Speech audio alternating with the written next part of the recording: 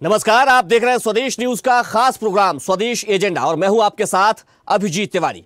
स्वदेश एजेंडा में आज बात रूस के राष्ट्रपति व्लादिमीर पुतिन के भारत दौरे की, पुतिन के दौरे से दोनों देशों पर पड़ने वाले प्रभावों की और भारत और रूस के संबंधों की। रूसी राष्ट्रपति व्लादिमीर पुतिन दिसंबर 2025 में भारत रूस शिखर सम्मेलन में शामिल होने के लिए दिल्ली आने वाले हैं।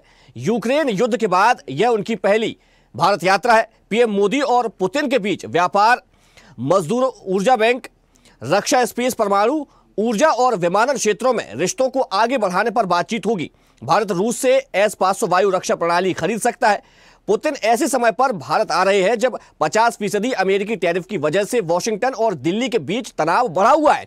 रूस ने भारत को चीन की तरह से ही नो लिमिट वाली पार्टनरशिप का ऑफर दिया है। उधर भारत क्वाड यानी कि ब्राजील, रूस, चीन और दक्षिण अफ्रीका और रूस चीन की सदस्यता वाले ब्रिक्स दोनों का ही सदस्य है। भारत ने पश्चिमी देशों को साफ कर दिया है कि वह रूस के साथ रक्षा रिश्ते को खत्म नहीं करने जा रहा है। दरअसल रूस भारत संबंध बहुत गहरे हैं और ऐतिहासिक है। सिर्फ व्यापार नहीं बल्कि दोनों देश अंतर्राष्ट्रीय कानून और एक दूसरे के हितों का सम्मान करते हैं। ऐसे में यह दौरा भारत रूस की रणनीतिक साझेदारी को नई ऊंचाइयां देगा। बहरहाल अब रूसी राष्ट्रपति व्लादिमीर पुतिन के भारत दौरे पर न केवल एशियाई बल्कि पश्चिमी देशों के साथ ही दुनिया की नजरें भी रहने वाली हैं। ऐसे में सवाल यही है कि पुतिन की भारत यात्रा के रणनीतिक आखिर मायने क्या है? पुतिन की इस यात्रा से दक्षिण एशियाई की राजनीति पर कितना प्रभाव पड़ेगा? पुतिन का दौरा पश्चिम के लिए कैसा संकेत है?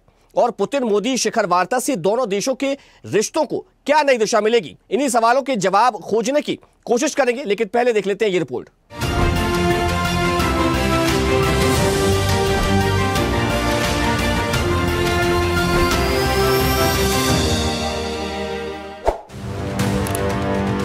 इस वर्ष दिसंबर में हमारी 23वीं समिट के लिए 140 करोड़ भारतीय उत्सुकता पूर्वक आपका इंतजार कर रहे हैं। 4 साल बाद रूसी राष्ट्रपति व्लादिमीर पुतिन 4 से 5 दिसंबर को भारत आ रहे हैं। वे प्रधानमंत्री नरेंद्र मोदी के न्योते पर 23वें भारत रूस वार्षिक शिखर सम्मेलन में हिस्सा लेंगे। ये दौरा दोनों देशों के बीच रक्षा, ऊर्जा और व्यापार को नई ताकत देगा। साथ ही तेल डील और ट्रेड में नई संभावनाएं खुलेंगी। रूसी राष्ट्रपति व्लादिमीर पुतिन का भारत दौरा सिर्फ एक राजनयिक विजिट भर नहीं है, बल्कि रूस यूक्रेन युद्ध, पश्चिमी प्रतिबंधों, चीन की आक्रामक विदेश नीति और दक्षिण एशिया में बदलते शक्ति समीकरणों के बीच ये यात्रा कई स्तरों पर गहरे प्रभाव डाल सकती है। भारत और रूस के रिश्ते 1991 के बाद से व्यवहारिक रणनीतिक साझेदारी में बदलते रहे हैं, जो आज ऊर्जा, रक्षा, तकनीक और भू राजनीति के 4 प्रमुख स्तंभों पर टिके हैं। ऐसे में अब पुतिन की भारत यात्रा भारत रूस आर्थिक और रक्षा साझेदारी को नया आयाम दे सकती है। हालांकि भारत और रूस की ये दोस्ती कोई नई नहीं है, बल्कि इसका एक बड़ा इतिहास है।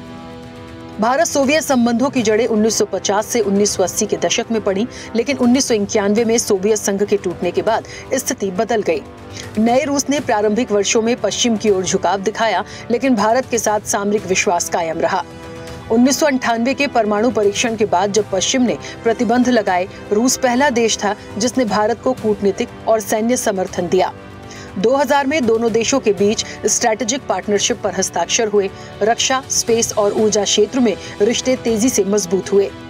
ब्रह्मोस मिसाइल से लेकर INS Vikramaditya, Sukhoi 30 MKI, T-90 tank, रूस ने भारत को वे क्षमताएं दी जिनसे दोनों के रिश्ते एक सुरक्षा साझेदारी में बदले। 1971 के भारत पाक युद्ध में सोवियत समर्थन निर्णायक रहा, क्योंकि अमेरिका और चीन पाकिस्तान का साथ दे रहे थे, जबकि रूस ने भारत के पक्ष में स्थायी वीटो का आश्वासन दिया।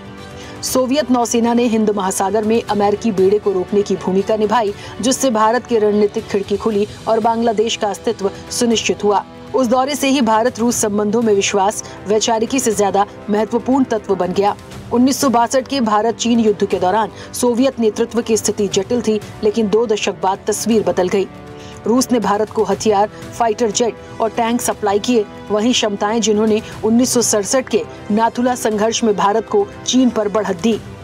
आज जब पश्चिमी देश रूस को अलग थलग करने की कोशिश कर रहा है, कई देश जब रूसी राष्ट्रपति के भारत दौरे को टेढ़ी निगाह से देख रहे हैं, ऐसे में पुतिन का भारत दौरा बताता है कि मॉस्को के लिए नई दिल्ली सिर्फ ग्राहक नहीं, भू रणनीतिक मित्र है। रक्षा उद्योग से ऊर्जा, रूस भारत के साथ लंबी अवधि की आपूर्ति श्रृंखला और तकनीकी साझेदारी चाहता है। भारत भी एक तरफा अमेरिकी निर्भरता की बजाय संतुलित वैश्विक विकल्पों को महत्व देता है। इस यात्रा का सबसे बड़ा संदेश ये है कि भारत रूस रिश्ते आवश्यकता आधारित नहीं, विश्वास आधारित हैं। टैरिफ के प्रभाव के बावजूद वैश्विक विपरीत परिस्थितियों के उपरांत भी निरंतर भारत ने वह स्थिति बना के रखी है।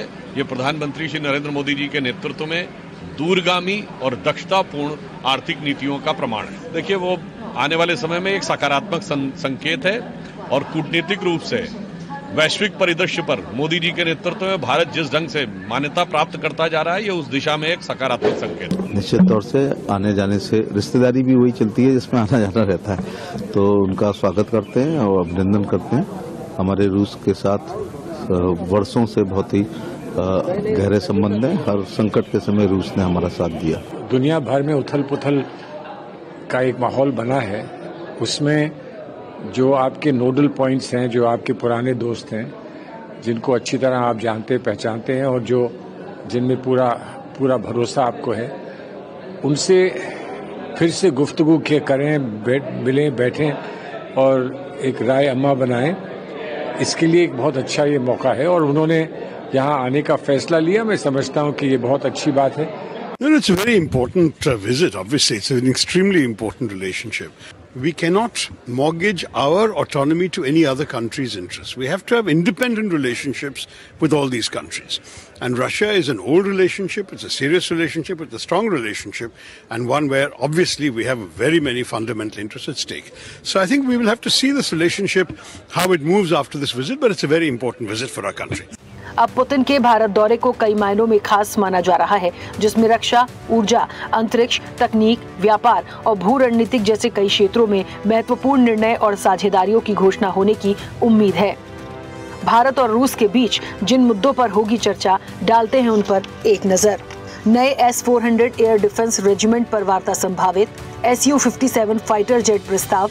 रूस भारत को 5वीं पीढ़ी का लड़ाकू विमान देने की पेशकश कर रहा है, जिसमें तकनीक हस्तांतरण और संयुक्त उत्पादन मॉडल शामिल हो सकता है। ऊर्जा साझेदारी, परमाणु ऊर्जा, तेल गैस और लॉन्ग टर्म ट्रेड पर बड़े निर्णय संभव। वैश्विक मुद्दे, यूक्रेन संकट, इंडो पैसिफिक संतुलन, ब्रिक्स प्लस सहयोग और बहुध्रुवीय विश्व व्यवस्था पर वार्ता की संभावना। भारत रूस रिश्तों की अगली दिशा तय करने वाला निर्णायक पड़ाव साबित होगा पुतिन का ये दौरा। दूसरी ओर यदि भारत और रूस में ऊर्जा, रक्षा या बड़ी तकनीकी डील आगे बढ़ती है, तो अमेरिका के लिए ये संकेत होगा कि भारत वैकल्पिक रणनीतिक ध्रुव बना रहा है। ऐसे में ट्रंप पर भारत के खिलाफ कड़े टैरिफ न लगाने का दबाव बढ़ेगा। भारत रूस समीकरण मजबूत होते ही वॉशिंगटन को भारत को बाजार, टेक्नोलॉजी और निवेश के बेहतर ऑफर देने पड़ेंगे। भारत रूस संबंधों की स्थिरता पूरे दक्षिण एशिया में एक संकेत है कि पाकिस्तान, तुर्की और चीन जैसे भारत विरोधी ब्लॉक लंबे समय से मानते रहे हैं कि रूस यूक्रेन युद्ध के चलते वैश्विक स्तर पर सीमित हो गया है। लेकिन पुतिन का भारत दौरा इस मिथक को तोड़ता है। ये संदेश देता है कि मॉस्को को एशिया में अभी भी मजबूत और भरोसेमंद सहयोगी दिखते हैं। ऐसे में अब रूस यूक्रेन युद्ध के बीच व्लादिमीर पुतिन का भारत दौरा रणनीतिक दृष्टि से बहुत ही खास माना जा रहा है, क्योंकि दोनों देशों के बीच रणनीतिक साझेदारी के 25 साल पूरे होने पर 23वां भारत रूस द्विपक्षीय शिखर सम्मेलन भी होगा, जिस पर पूरी दुनिया की नजरें टिकी हुई हैं। चैनल हेड आरपी श्रीवास्तव के साथ प्रमोद श्रीवास्तव की रिपोर्ट।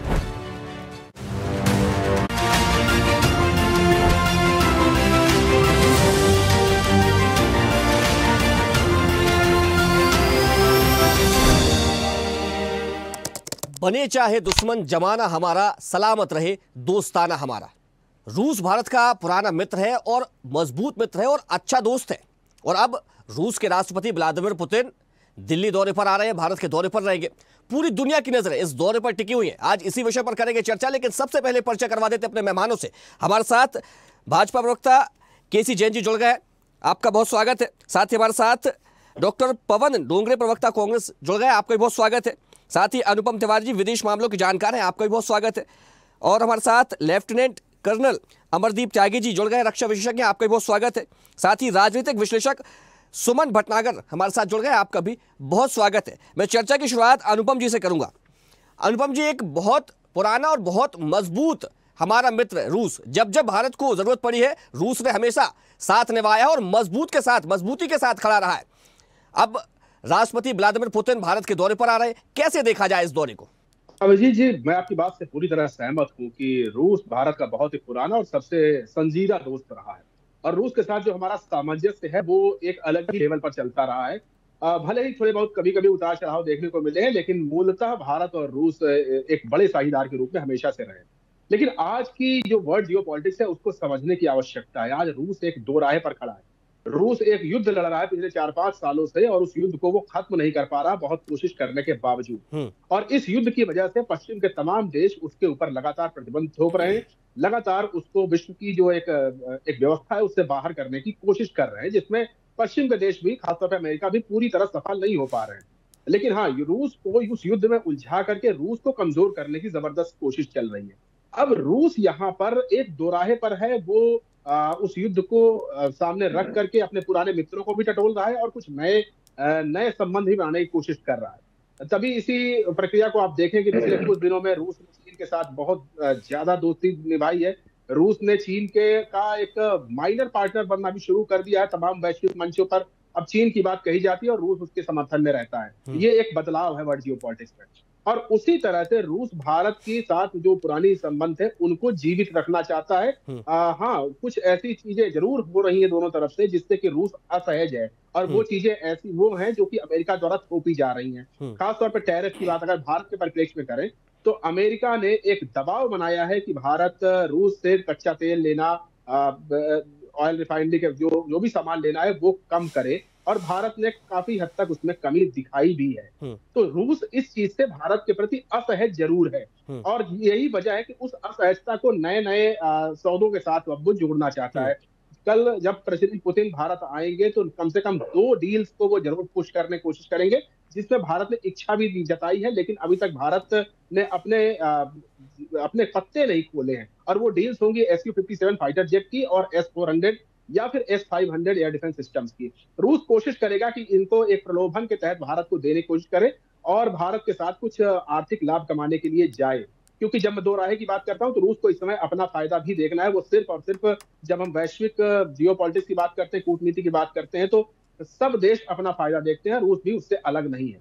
तो भारत के लिहाज से ये दौरा बहुत महत्वपूर्ण होने वाला है, क्योंकि भारत पर अगर प्रेसिडेंट पुतिन के कदम पड़ रहे हैं तो इसका जो एक संदेश है वो अमेरिका और अमेरिका के सहयोगी को भी जाएगा, जो कि पिछले 2 महीनों से, खासतौर पे ऑपरेशन सिंदूर के बाद से भारत के ऊपर जबरदस्त दबाव बनाने की कोशिश कर रहे थे।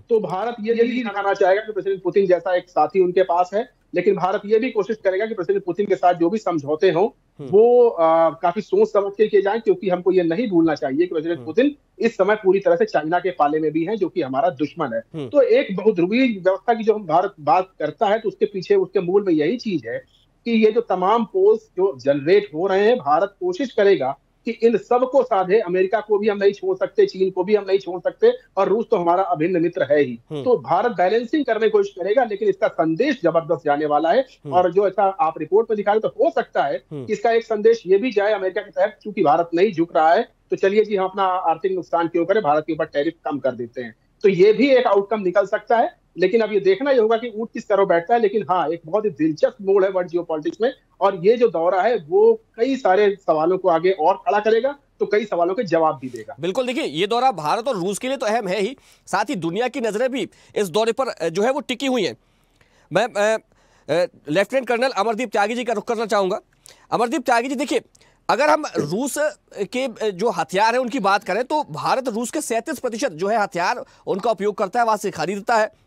और अब भी माना जा रहा है कि ये जो दौरा होने वाला है राष्ट्रपति पुतिन का, तो उसके बाद भी बड़ी जो है वो डील हो सकती है, जिसमें S-400 डिफेंस सिस्टम, जो कि हमने ऑपरेशन सिंदूर के दौरान देखा किस प्रकार से एक अवैध किला उसने बना दिया था और तमाम जो ड्रोन्स आए उनको विफल कर दिया। इसी के साथ जो 5वीं पीढ़ी का सबसे अत्याधुनिक जो विमान है उसको लेकर भी Su-57 को लेकर के भी डील हो सकती है। जी देखिए, देयर इज नो डाउट, इसमें कोई शक की गुंजाइश नहीं है कि रशिया के पास जो है मॉडर्न वॉरफेयर मशीनरी है, को भी उसकी रिक्वायरमेंट है। उसके अलावा रशिया की भी रिक्वायरमेंट है। अभी जैसे अनुपम जी बता रहे थे कि रशिया की भी एक रिक्वायरमेंट है, बिकॉज वो फाइनेंशियल क्रंच से भी गुजर रहा है, साथ ही वो यूक्रेन के साथ युद्ध में इन्वॉल्व है, नाटो का प्रेशर उसके ऊपर भी है।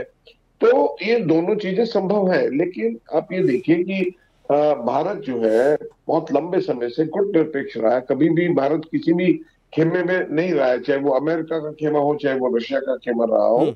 और आज भी हमें उसी तरह न्यूट्रल होके डील करनी है, जो भी डील कर रहे हैं।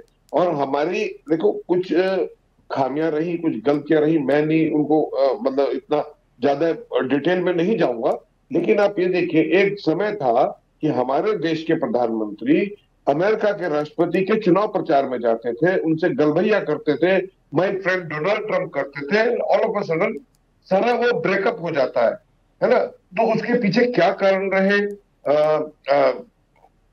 सबको मालूम भी है, और कहीं भी क्लैरिफाई भी नहीं किया गया कि क्या कारण रहा कि आज अमेरिका हमसे इतना नाराज हो गया कि हमारे पर टैरिफ लगा रहा है। दूसरा, रशिया हमारा पुराना अलाय है। अब you never know, because Russia जो है सिंस 1950 पंडित जवाहरलाल नेहरू के टाइम से रशिया हमारा साथी रहा है। रशिया ने अच्छे बुरे समय में हमारा साथ दिया, चाहे वो इंदिरा गांधी जी का समय रहा हो, चाहे राजीव गांधी का समय रहा हो, हर समय से मतलब बीच में छोटे मोटे उतार चढ़ाव रहे, लेकिन रशिया हमेशा से हमारा, लेकिन जब जरूरत पड़ी है भारत को उसमें साथ निभाया है। यस, डेफिनेटली दैट वो हमें उसका ध्यान रखना चाहिए और रखना है। लेकिन मुझे ऐसा लगता है कि हम कुछ दिन पहले इस रास्ते से भटक गए थे, जिसकी वजह से हमारे को बहुत ज्यादा शर्मिंदगी उठानी पड़ी। अमेरिका के राष्ट्रपति ने किस तरह से हमारे देश के प्रधानमंत्री को मतलब मैं कहूंगा इनडायरेक्टली इंसल्ट करने का प्रयास किया, और मैं कहूंगा इंसल्ट किया, और जिसका प्रभाव जो है हम देशवासियों को भी पड़ा। हमें बड़ा बुरा लगा कि एक अमेरिका का राष्ट्रपति, जिससे वो उसके चुनाव प्रचार तक में हमारे प्रधानमंत्री जाते हैं, और वो all of a sudden totally U turn लेके और उनके जो है उनके जो मतलब इस तरह से इंसल्ट कर रहा है। वो जिस तरह से उसने कई मंचों से जिस तरह की बातें की है, एवरीबॉडी नोज कि उसने किस तरह सिंदूर के दौरान, उसके सीज फायर के दौरान और उसके बाद तक आज तक, और फिर ऊपर से टैरिफ पे टैरिफ, और जिस तरह भारतीयों को वहां से जिस तरह जो वहां से खदेड़ा गया और जिस तरह डिपोर्ट किया गया, तो दैट इज वेरी तो हमें ध्यान रखना है कि हमें किसी से दोस्ती कितने हद तक करनी है,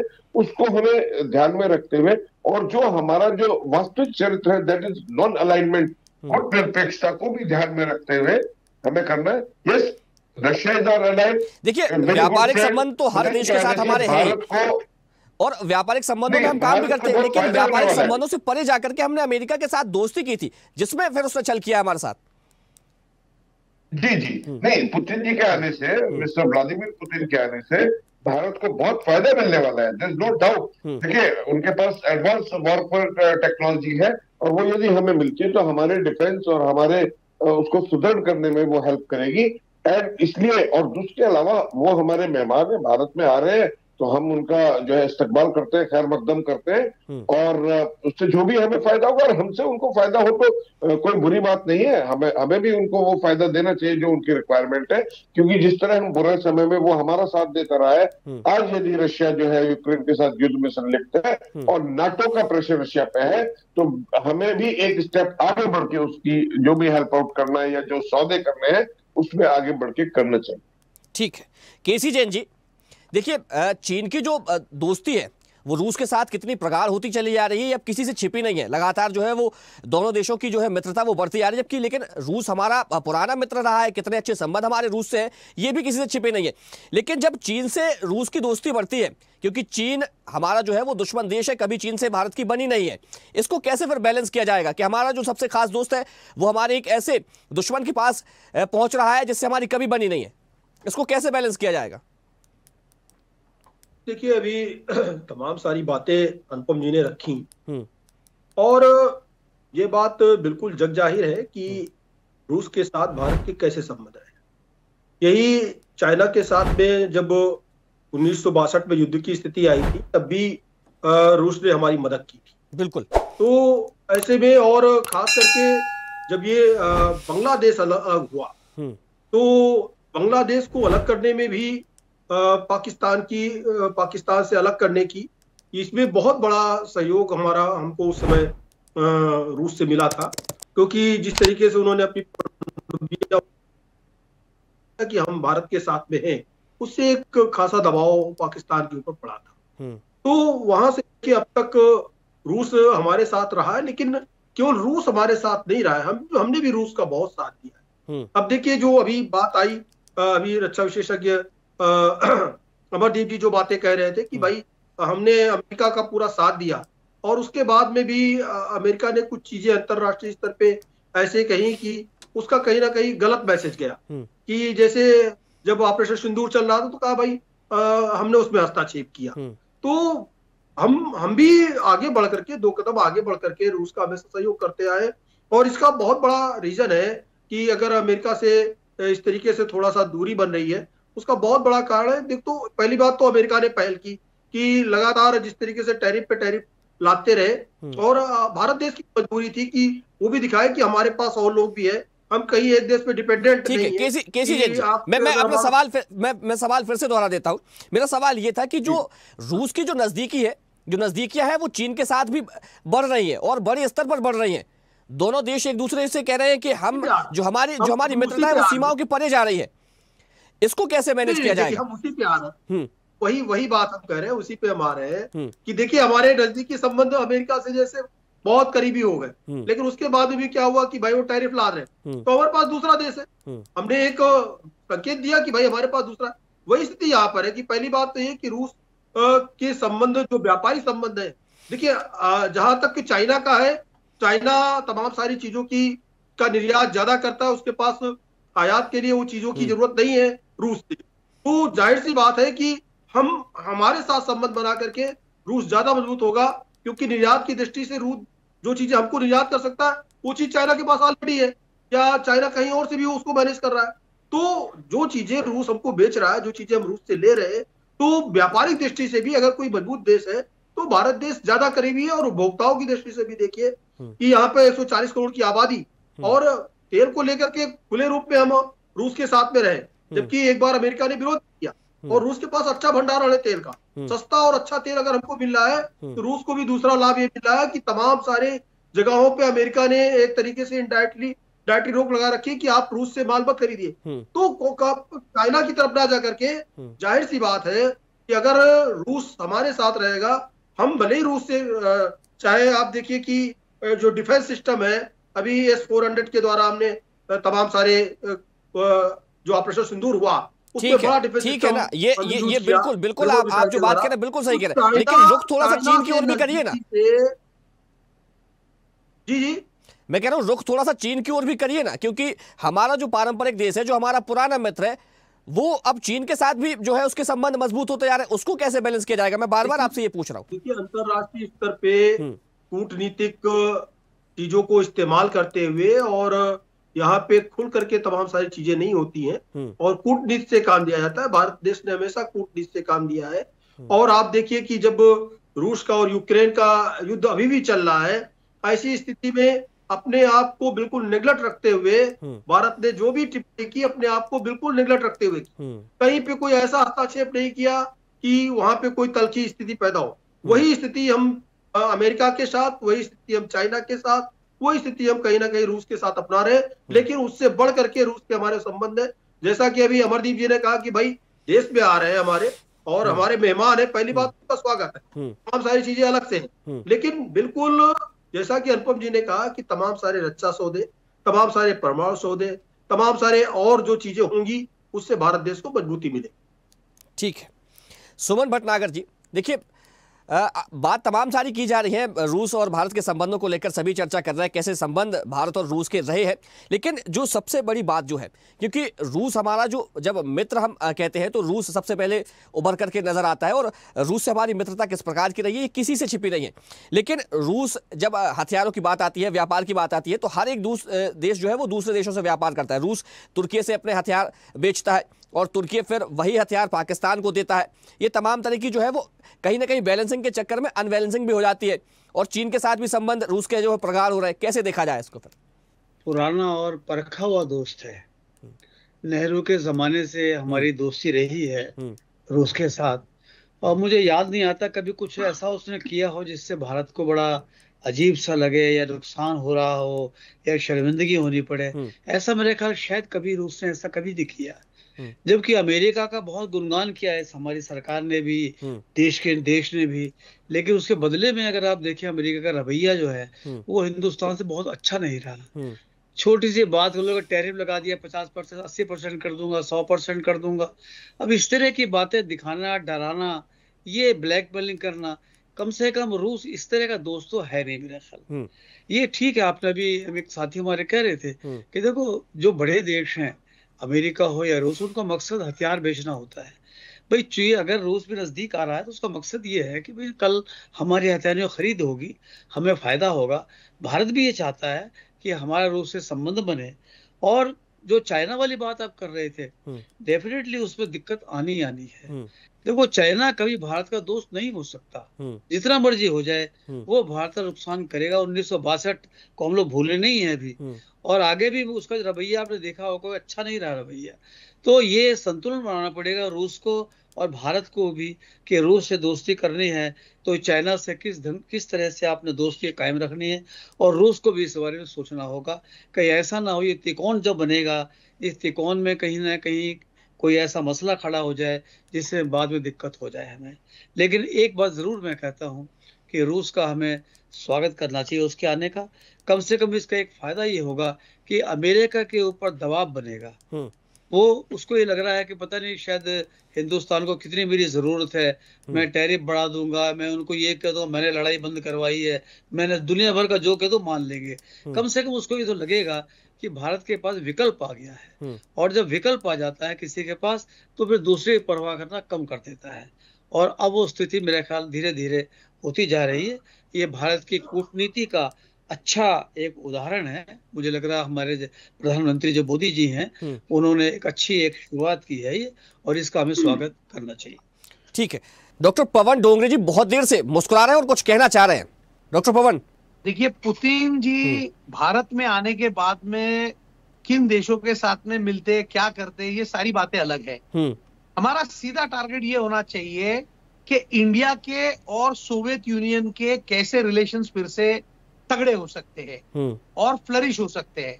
आज के डेट में पूरे वर्ल्ड में अगर आप देखें तो भारतीय, इंडियन, ये सबसे बड़ा एक पूरे वर्ल्ड के लिए एक सेंटर बन गया है इंडिया। क्योंकि इंडिया की जो पॉपुलेशन है वो इतनी ज्यादा है कि अगर कोई भी व्यक्ति हमारे साथ में अगर बिजनेस करना चाहता है तो उसको स्कोप बहुत बड़ा है। अभी इस संधि का हम कैसे सोना करते हैं। हमारे प्रधानमंत्री आदरणीय नरेंद्र भाई मोदी जी पुतिन के साथ में, जो पुतिन जी आ रहे हैं उनके साथ में किस तरीके का वो बिजनेस रिलेशन डेवलप कर सकेंगे। क्योंकि देखिए एक जमाना था जब हम लोग कहते थे कि मेरा जूता है जापानी, मेरी पतलून इंग्लिस्तानी, सर पे लाल टोपी रूसी, फिर भी दिल है हिंदुस्तानी। तो वो जो लाल टोपी रूस की थी इसका उल्लेख हमारे मूवीज में किया जाता था। इतना प्रभाव रूस के साथ हमारा था। और रशियंस लोगों के साथ में जो हमारे रिलेशंस थे वो बहुत ही प्योर और बहुत अच्छे थे। अनफॉर्चुनेटली डिवाइडेशंस, बाकी सारी चीजों के वजह से कुछ ना कुछ डिफरेंसेस आए। मगर मुझे ऐसा लगता है कि अगर हम इंडियंस को आज वर्ल्ड लेवल के ऊपर बहुत ज्यादा स्कोप है, तो अगर समझो रशिया से पुतिन जी यहां पर आ रहे हैं तो सोवियत यूनियन के साथ में, रशियंस के साथ में हम लोगों को एक बहुत बड़ी बिजनेस अपॉर्चुनिटी निर्माण हो सकती है। और इंडियंस का पहला दौर और आज के दौर में जमीन आसमान का अंतर है। पूरे वर्ल्ड में इंडिया के लोगों का डिमांड है। आप कहीं पर भी अगर जाएंगे तो इंडियंस की क्वालिटी, इंडियंस का काम करने का पैशन और उनकी क्रिएटिविटी को वैल्यू दी जाती है। तो मुझको ऐसा लगता है कि अगर भारत के प्रधानमंत्री ने इस हद तक, काफी तक नई चीज का ध्यान देना चाहिए और प्रधानमंत्री जी ने पूरी ताकत लगानी चाहिए सॉल्व कर सकते। मैं यही बताना चाहूंगा। ठीक है, अनुपम तिवारी जी, देखिए अमेरिका ने तमाम तरह के टैरिफ भारत पर लगाए लेकिन उसके बाद भी भारत झुका नहीं और भारत ने जो अपना व्यापार है वो रूस के साथ उसी तरह से रखा जैसे उसका व्यापार चल रहा था। उसकी जो डील थी वो तेल में वो डील कर रहा था और सबसे बड़ी बात जो थी वो रुपए में डील हो रही थी, यानी कि रुपए से पूरा व्यापार चल रहा था। लेकिन उसके बाद फिर कुछ दिनों बाद जो व्यापार है वो थोड़ा सा सुस्त पड़ा है, थोड़ा सा ढीला पड़ गया है। उसके पीछे क्या वजह नजर आती है? देखिए इस बात को प्रेसिडेंट डोनाल्ड ट्रंप कई बार कह चुके हैं कि भारत ने उनकी बात मान ली है और भारत रूस के साथ तेल का व्यापार कम कर रहा है और बहुत जल्द खत्म करने वाला है। और इस बात को कई बार मंचों से बोल चुके हैं। तो इस बात को आप सिरे से खारिज नहीं कर सकते हैं। रिलायंस जो कंपनी है, जो कि बहुत बड़ी मात्रा में तेल का आयात करती थी रूस के साथ, उसने भी अपने टर्नओवर में बताया है कि उसने अपनी रूस के प्रति जो खरीदारी थी उसमें कमी लाई है। करीब 23% तक हमने तेल लेना कम कर दिया है रूस के साथ। तो ये निश्चित तौर पर इसमें अमेरिका का प्रभाव आपको दिखाई देगा। इसमें दिखाई देगा कि अमेरिका का जो एक लॉबी है भारत के ऊपर, जो हावी होना चाहती, जो अपने टर्म्स पर भारत के साथ ट्रेड डील करना चाहती है, वो पूरा प्रयास कर रही है कि भारत रूस से दूर चला जाए। तो अब यहाँ पर जब बात आती है ट्रेड्स की, और भारत रूस से दूर तो नहीं हो सकता है, क्योंकि भारत रूस के साथ पहले ही इतने समझौते कर चुका है, और ये समझौते आज के कल के नहीं, ये बहुत दशकों के समझौते। हमारे यहाँ जो अभी भी जो सबसे मेन प्राइम फाइटर जेट है वो सुखोई 30 MKI है, वो रशिया के साथ हमने अब भारत में ही बनाना शुरू कर दिया है। जो हमारा सबसे बड़ा नेवल शिप है INS विक्रमादित्य, वो भी रूस का ही दिया हुआ है। तो हम रूस के साथ रातों रात संबंध नहीं तोड़ सकते हैं। भारत की कुछ मजबूरियां भी हैं। तो अमेरिका का दबाव उधर जरूर है, लेकिन भारत को अपने हित भी देखने हैं। अब भारत रूस के साथ अपने हित देख रहा है, इसमें कोई शक नहीं है, लेकिन अमेरिका को भी पूरी तरह से हम ये नहीं कह सकते कि अमेरिका की बात नहीं मानेंगे, क्योंकि भारत एक ऐसी सिचुएशन में है कि अमेरिका को भारत अच्छी खासी मात्रा में, दुनिया में सबसे ज्यादा निर्यात अमेरिका को करता है। अब अमेरिका अगर अपना पूरा बैरियर लगा लेगा तो भारत के निर्यात की वहां पे समस्या आएगी, भारत में प्रॉब्लम्स क्रिएट होंगी, जो कि टैरिफ से ऑलरेडी क्रिएट हो चुकी है। इसके साथ ही साथ हमको ये भी ध्यान रखना पड़ेगा कि चाइना एक वो देश है जो हमारा दुश्मन होते भी तमाम रॉ मटेरियल्स के लिए हमको अपने ऊपर डिपेंड किए हुए है। हमें दुनिया भर की चीजें चाहिए, चाइना से चाहिए। तो भले ही चाइना हमारा दुश्मन है, तो व्यापार में हमको चाइना से सहायता लेनी पड़ती है। तो भारत को इन्हीं सब चीजों को बैलेंस करना है। अमेरिका को हम नकार नहीं सकते, चाइना के साथ हम कल युद्ध की घोषणा नहीं कर सकते, और रूस को हम बिल्कुल से ऐसा हो ही नहीं सकता कि तरजीह ना दे। तो तीनों तरफ से बैलेंस करने की कोशिश करी जा रही है, और यही वजह है कि रूस से भले ही उधर आप देखेंगे तेल का आयात कम हुआ है, लेकिन यहाँ पर हम Su-57 फाइटर जेट और S-400 या फिर S-500 की डील की बात हम शुरू होते हुए देख सकते हैं। हम रूस के साथ इधर भले ही उतार चढ़ाव देखते रहे संबंधों में, रूस को पाकिस्तान के नजदीक आते हुए भी हम देखे हैं पिछले साल। इसी साल ऑपरेशन सिंधु के दौरान ये पता चला था कि रूस अब पाकिस्तान के अंदर ज्वाइंट वेंचर करना चाह रहा, तो इससे हमको एक हमारे लिए बहुत सहज स्थिति नहीं थी। लेकिन उसके बावजूद प्रेसिडेंट पुतिन का ये दौरा जो कल से होने जा रहा है, वो भारत के को एक बार फिर से यह मौका दे रहा है कि हम उन ज्वाइंट वेंचर्स के ऊपर बात करें, जैसे कि हमारा AK-203 असॉल्ट राइफल, जो कि हम रूस के साथ मिलकर बना रहे हैं अमेठी में, जो कि भारतीय सेनाओं को दी जाएगी। इसके अलावा सुखोई 30 और ब्रह्मोस का ज्वाइंट वेंचर जो हमारा चल ही रहा है, उसके ऊपर भी हम थोड़ा सा पुश करें। और Su-57 वगैरह के बारे में जैसे रूस कोशिश कर रहा है कि हम 2 स्क्वाड्रन खरीद लें उससे, और ये Su-57 वगैरह इतने महंगे जहाज हैं कि जो खरीदने में एक अच्छी खासी रकम देनी पड़ेगी। तो भारत कुछ निगोशिएशन यहाँ पर शुरू करे। भारत इन डील्स के बारे में बिल्कुल चुप था पिछले कई महीनों से, और रूस के दिमाग में ये बात खटक रही थी कि कहीं ऐसा ना हो कि अमेरिका के प्रभाव में भारत इन डील्स के बारे में बात ही ना करे। तो ये एक निगोशिएशन का दौर है, ये एक कूटनीति की परीक्षा है, जिसके ऊपर लगातार हमको 2 दिनों तक नजर रखनी पड़ेगी, और इसके आउटकम्स हमको परसों के बाद ही समझ में आएंगे कि ये क्या डील हुई और इनके संदेश कैसे और किस किस को गए। बिल्कुल। देखिए सुमन जी, रूस के साथ हमारे बहुत पुराने जो संबंध है वो है, लेकिन हर देश के साथ, चाहे अमेरिका हो या दूसरे तमाम देश हो, हम उनके साथ व्यापारिक संबंध भी निभा रहे हैं, और उनसे हमारे किस प्रकार का फायदा हो रहा है और क्या फायदा हम उनसे ले सकते हैं, ये तमाम जो है उन चीज़ों को ध्यान में रखा जा रहा है। लेकिन अमेरिका का जो प्रभुत्व है, जो वर्चस्व बनाने की जो अमेरिका की जो सनक है, उसको भी कैसे कम किया जा सकता है? देखिए, भारत के लिए अब वो स्थिति आने वाली है कि जब उसको संतुलन बनाना पड़ेगा रूस और अमेरिका के साथ। इतना जरूर है कि रूस के नजदीक आने से अमेरिका की दादागिरी जो है वो थोड़ी कम जरूर हो जाएगी। अब अमेरिका है, जब भारत की ताकत को पूरा विश्व पहचानने लगा है, अब रूस भी नजदीक आ रहा है, अमेरिका नजदीक आ रहा है, और देशों को लगता है कि भारत एक बहुत बड़ा व्यापार का केंद्र बना हुआ है। ऐसी जगह है जहां दुनिया भर का व्यापारिक जो संस्थान है और बड़े बड़े देश हैं, वो चाहते हैं कि हम भारत के बीच में पहुंचें, ताकि व्यापार का हमारा रास्ता हमारा खुले, एक मैदान हमें मिले भारत का व्यापार के लिए। और रूस का आने का मकसद भी शायद यही है, और चाइना को जरूर इससे दिक्कत होगी। देखो, अगर भारत की दोस्ती बढ़ती है रूस के साथ, तो चाइना को दिक्कत जरूर होगी। अमेरिका भी थोड़ा परेशान जरूर होगा, क्योंकि अभी तक लगता था अमेरिका को कि भारत जो है उसे मेरे ही सारे टिका हुआ है, और जैसा मैं कहूँगा वैसा यहाँ की सरकारें करती रहेंगी, जैसा कि पिछले 5-10 सालों में देखने को मिलता रहा है। लेकिन अब वो समय बदल गया है। मोदी की कूटनीति, जो प्रधानमंत्री कूटनीति है, वो एक अच्छी कूटनीति है। देखो, उन्होंने चाइना से ही बहुत नहीं बिगाड़ा है, रूस से दोस्ती ठीक दोबारा से फिर कायम कर ली है, अमेरिका से भी दोस्ती ठीक ठाक रखी हुई है। ठीक है, पाकिस्तान जैसे छोटे छोटे मुल्क हैं वहां ठीक है थोड़ा रिश्ते में कड़वाहट हो सकती है, तो आने वाला मैं समझता हूँ कि भारत के लिए बहुत अच्छा रहेगा रूस का नजदीक आना, भारत के लिए फायदेमंद साबित होगा। देखिए, रूस पर तमाम तरह के प्रतिबंध लगाए गए हैं पश्चिमी देशों के द्वारा, लेकिन उसके बाद भी अमेरिका जो भारत है वो अपनी दोस्ती में किसी प्रकार की कमी नहीं आने देना चाह रहा है। समय समय पर वो ये बताता भी रहा है कि रूस हमारा अच्छा दोस्त है, पुराना दोस्त है, और जिस प्रकार की साझेदारी हम रूस के साथ कर रहे हैं वो हमेशा चलती रहेगी। लेकिन उसके बाद भी जब हम देखते हैं कि अमेरिका इस तरीके से डराने की जो रणनीति करता है, जो चाल चलता है, और रूस हमसे कहता है कि आप हमारे साथ बने रहिए, हम व्यापारिक जो साझेदारी है वो बढ़ाएंगे, और उसी को लेकर ये जो दौरा है उसको देखा जा रहा है कि रूस इन तमाम चीज़ों को लेकर यहाँ पर आ सकता है। और ये भी इस दौरान चर्चा की जा सकती है कि आप जो तेल खरीद रहे थे वो हमसे और ज़्यादा खरीदिए, और हमारे जो साजो सामान जो सुरक्षा उपकरण है उनकी भी डील बढ़ाइए। नहीं, देखो ये तो बिल्कुल तय है कि अमेरिका की कोशिश ये होगी कि वे भारत से जो हमारी जो हम माल भेज रहे हैं या भारत से जो माल जा रहा है उस पर कमी ना आ पाए। एक तरफ उसको टैरिफ का पैसा मिलता है, एक तरफ भारत में सामान आता है, लेकिन अब रूस के आने से उसको थोड़ी सा असहजता तो हो रही है।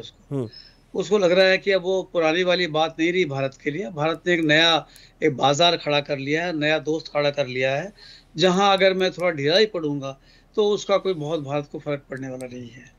तो मुझे ऐसा लग रहा है कि आने वाले समय में भारत की जो कूटनीति है वो ठीक ठाक रहेगी और उसका फायदा भारत को मिलेगा। ठीक है, थोड़ा सा सैन्य ताकत को लेकर के भी समझ लेते हैं। कर्नल साहब, देखिए S-400 ने किस प्रकार से काम किया हम उसको लेकर पहले भी बात कर चुके हैं। ऑपरेशन सिंदूर में कितनी अहम भूमिका उसने निभाई थी, और अब जो 5वीं पीढ़ी का अत्याधुनिक जो सबसे अच्छा और जो कहते हैं तमाम सुविधाओं से लैस जो रहे Su-57 जो विमान है उसकी खरीदी को लेकर डील हो सकती है। अगर ये भारतीय जो है सेना में शामिल होता है तो उसकी शक्ति कितनी बढ़ जाएगी? कर्नल अमरदीप त्यागी, आप अपना माइक अनम्यूट कर लीजिए। Sorry my fault. मैं जो कह रहा था कि S-400 या Su-57 जो है वो 5th जनरेशन इक्विपमेंट है, और डेफिनेटली यदि वो भारत के सेना को और मिल जाते हैं, यानी S-400 की पूरी एक रेजिमेंट खड़ी हो जाती है या 2 रेजिमेंट खड़ी हो जाती है, तो डेफिनेटली भारत को एक प्रोटेक्टेड अम्ब्रेला, एक तरह से एक छाता मिल जाएगा। उसके अलावा जो एयर पावर जो है हमारी बढ़ जाएगी, और जो हमारा नेबरिंग कंट्री जो एज ऑफ नाउ हमें सिर्फ पाकिस्तान नजर आता है उसके ऊपर हम काफी एक जो सैन्य दबाव बना सकते हैं। लेकिन जैसे अभी हम डिस्कशन में बातें सुन रहे थे बाकी सभी लोगों का, और जो सभी लोगों का कंसर्न है जिससे कोई भी एक ठीक से रिप्लाई नहीं दे पा रहा या बताना नहीं चाहते या बोलना नहीं चाहते, वो ये है कि जिस तरह रशिया की चाइना के साथ नजदीकियां हैं और चाइना का जैसे प्रेशर भारत के ऊपर है, उस परिस्थिति में हम क्या करेंगे या कैसे डील करेंगे, या हम जो स्टेटस को मेंटेन करेंगे। जैसे अभी तक वो चल रहा है कि कभी वो डोकलाम का जो स्टैंड ऑफ हो जाता है या कहीं दूसरी जगह हो जाता है ना, अरुणाचल प्रदेश में हो जाता है स्टैंड ऑफ, और कभी वो फिर कुछ दिन के लिए बिल्कुल शांत हो जाता है। तो इस तरह का जो वातावरण है वो कब तक बना रहेगा वो ना हम जानते हैं, और ना ही शायद कोई और दूसरा जानता होगा कि इसका हम कैसे डील करेंगे या क्या डील करेंगे। उसमें रशिया हमको कैसे हेल्प आउट करेगा? क्या रशिया चाइना पे प्रेशर बनाएगा? आई डोंट थिंक, बिल्कुल भी नहीं। वो चाइना के साथ और भारत के साथ जब रहेगा, यदि भारत और चाइना का होगा तो एट द मैक्स मतलब वो न्यूट्रल बना रह सकता है। हमको अपनी कोई दूसरी स्ट्रेटजी, कोई दूसरा ऐसा पार्टनर हमें तैयार करना पड़ेगा who can help us out China के साथ। यदि हमारा कोई कॉन्फ्लिक्ट होता है या कोई स्टैंड ऑफ होता है कि वो चाइना के उसमें हमारे साथ खड़ा हो सके।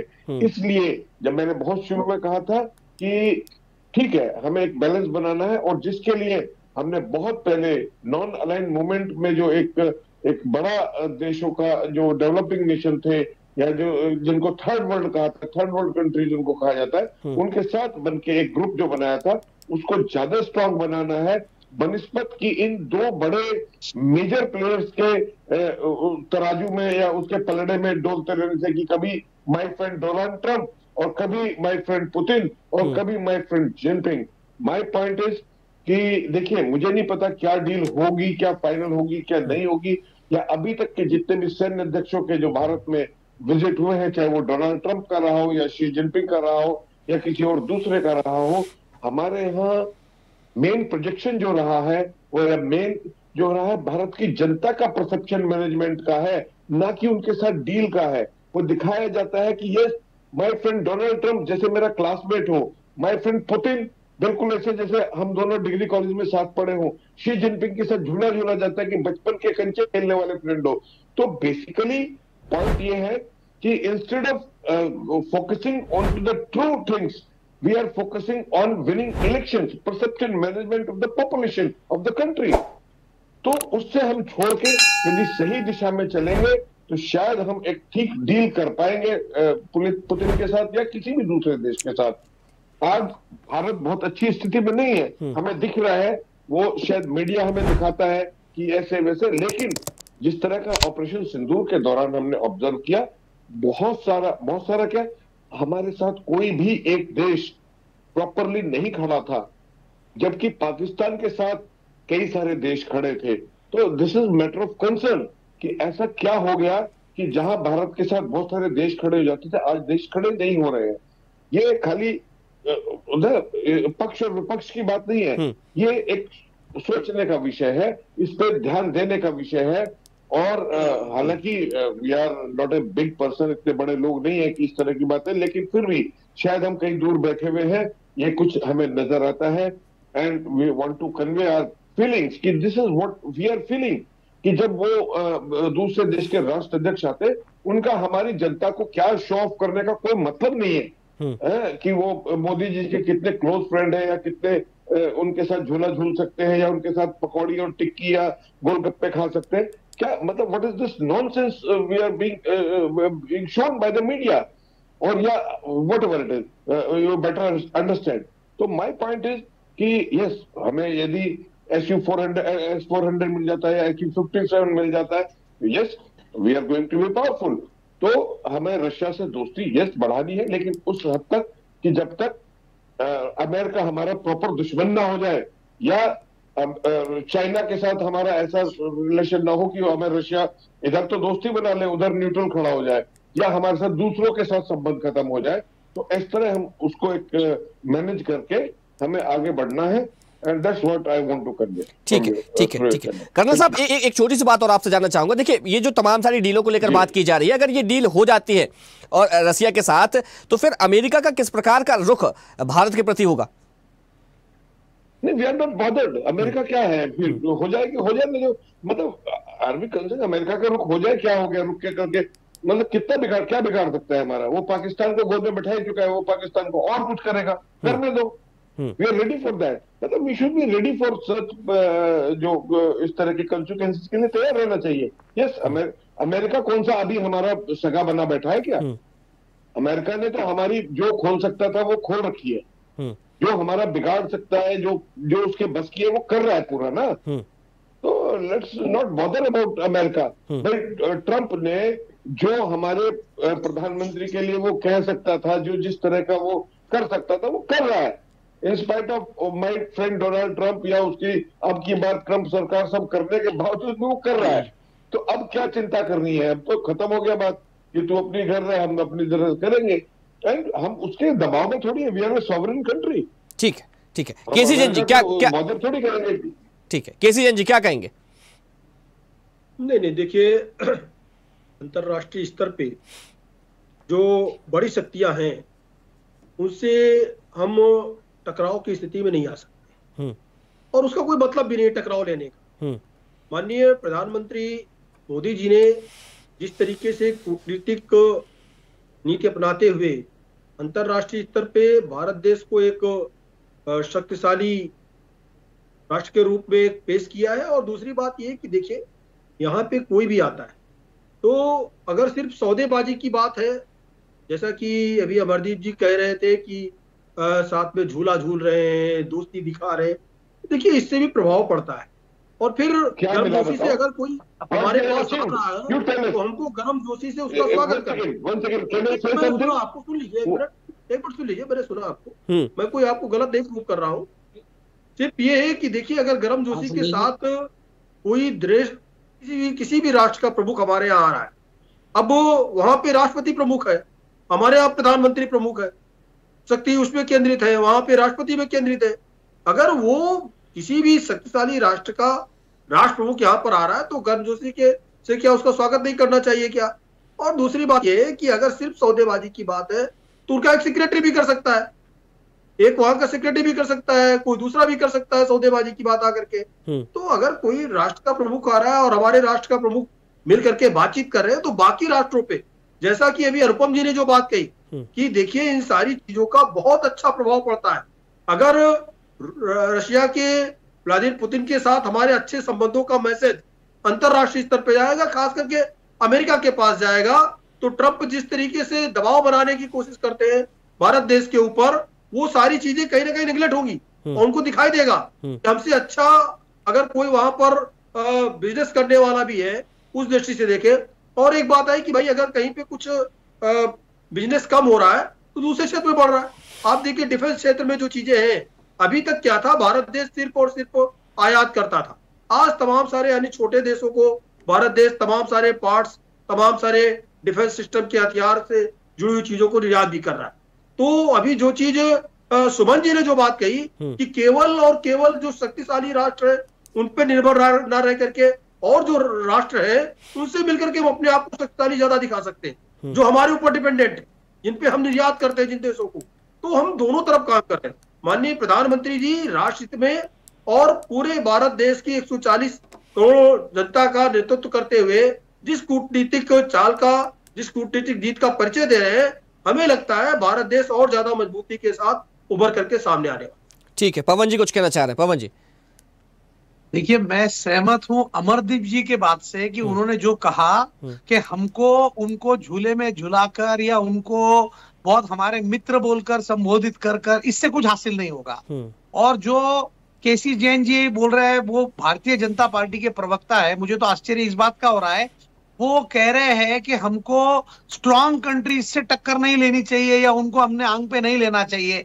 मुझे आश्चर्य इस बात का हो रहा है कि इंडिया अपने आप में बहुत प्रबल देश है। आज इंडिया वर्ल्ड लेवल के ऊपर में सक्षम है। हमारे जो सैनिक है, आप आत्मविश्वास देखिए अमरदीप जी का, अमरदीप जी के जैसी जो टीम हमारी सेना वहां पे सतर्क है, वो दुश्मन को लोहा चका सकती है, इतनी ताकत हमारी सेनाओं में है। हमको ये ना ही घबराने की जरूरत है, हमको विश्व को ये प्रूव करना पड़ेगा। मेरी बात सुन लीजिए आप केसी जैन जी, आप जब बोल रहे थे मैं सुन रहा था। हमको वर्ल्ड को प्रूव करना पड़ेगा कि India is one of the most powerful country. और दूसरा, भारत की जो लोग जनसंख्या है, कितनी बड़ी तादाद में जनसंख्या है। अगर कोई भी व्यक्ति बिजनेस का द्वार ओपन करता है, दरवाजा खोलता है, चाहे रूस हो चाहे कोई भी कंट्री हो, उसको बेनिफिट कितना ज्यादा मिलने वाला है। आप ये भी तो सोचिए, इंडिया सिर्फ आज की डेट में फायदा लेने वाली कंट्री नहीं है। जो भारत के साथ में बिजनेस करेगा, जो व्यक्ति भारत के साथ में हाथ मिलाएगा, उसका विश्व में फायदा होगा। और इतनी ताकत इंडिया अपनी बना चुका है। पिछले कई सालों के अंदर इंडियंस ने जिस तरीके की मूवमेंट की है, इंडिया ने, ये कोई एक व्यक्ति का काम नहीं है, इसमें हर व्यक्ति का सहयोग है, इसमें हमारे साइंटिस्ट है, इसमें हमारे सारे लोग हैं। जी ये गलत है क्या? रशिया के साथ हम अच्छे संबंध बना रहे हैं, उनका स्वागत कर रहे हैं, बनाना चाहिए, लेकिन आप जिस करना चाहिए क्या? मेरा रशिया के साथ में अच्छा संबंध नहीं बनाना, ये मैं बोल ही नहीं रहा हूं। आपने उससे पहले एक लाइन कही है कि रशिया के साथ में अच्छे संबंध बनाते समय हमें दूसरे देश के लोगों का भी विचार करना चाहिए। हमने किसी का विचार नहीं करना। अभी इंडिया अपने आप में सक्षम है। इंडिया के साथ में अगर कोई बिजनेस करना चाहेगा वो वर्ल्ड में आगे आएगा, और इंडिया को कोई अगर निगलेक्ट करना चाहेगा वो वर्ल्ड में पीछे जाएगा। ये परिस्थिति है। संतुलन बनाना बहुत जरूरी है। डिप्लोमेसी भी एक अपने आप में एक चीज होती है। मुझे बताइए, मैं डिप्लोमेसी छोड़ने की बात नहीं कर रहा हूँ, मैं आपको ये बात बता रहा हूँ कि हमको हमारा वर्चस्व बनाना पड़ेगा, हमको उनको बताना पड़ेगा। और मुझे बताइए, अगर रशिया के और हमारे संबंध अच्छे हो गए, ठीक है, मैं आऊंगा आप दोनों के पास आऊंगा। अनुपम तिवारी जी, आप कितना सहमत है कर्नल अमरदीप त्यागी जी से? और जब ये बातें कही जाती है कि झूले में झुलाया जा रहा है या फिर माय फ्रेंड ट्रंप कहा जा रहा है, क्या इसका प्रभाव पड़ता है, या पड़ता है तो कितना पड़ता है?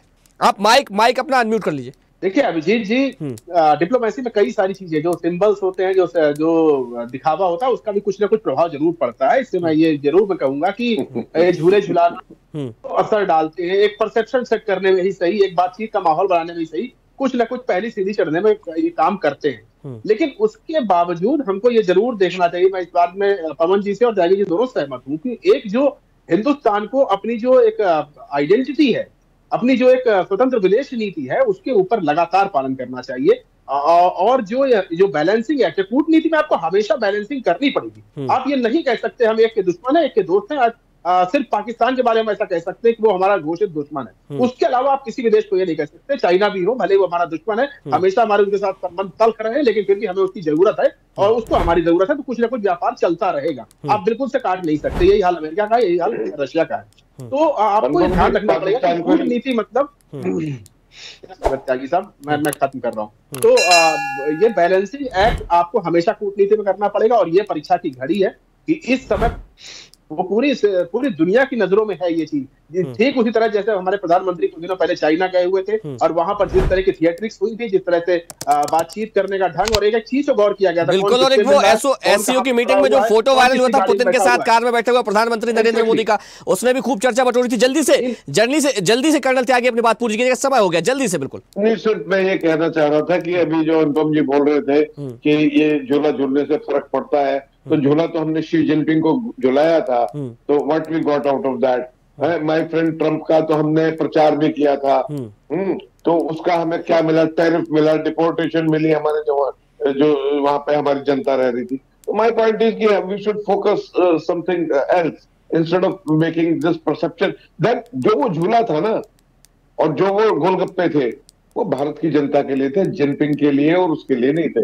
वो पता क्या है कि हमारे चौधरी साहब जो है, हमारे जो बड़े हैं, देखो उनके साथ भी दोस्ती है इनकी, उसके टाइप था। Thank you.